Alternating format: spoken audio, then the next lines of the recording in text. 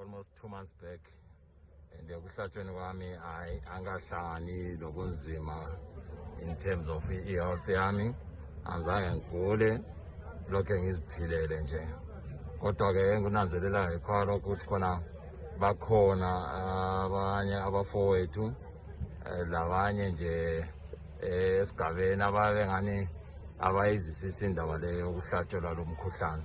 Engunanzelelayo ukuthi mhlawumbe kuyadingakala ukuthi kube lo mkhankaso omkhulu omele uyenziwe ukuze abantu bakuzisise ukuthi khona kahle okwenza ukuthi khona bahlatshwe bayabehlatshelana.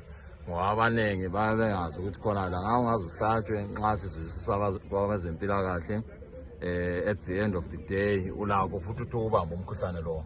Kodwa ngiyazwisisa ukuthi khona nxa uthe wahlatshwa umkhuhlane lo nxa uthi uyeza kuwe ukufica kuyikuthi khona ayisomkhuhlane ongakugulisa njengokuba nxa ungazange uhlatshwe.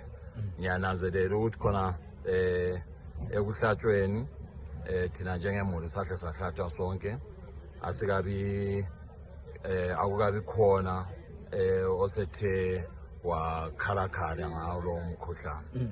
Sithemba kade silapha emayabeni ke njana sokuyidosa enjalo bahlatshwa noma ukhalala.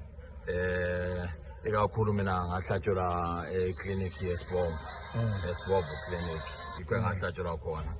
Lapha emawabeni ngaza ke ngitsho kakhulu ukuba kungabe kuminjani nxa sikhayela ukuhlatshwa kwabantu.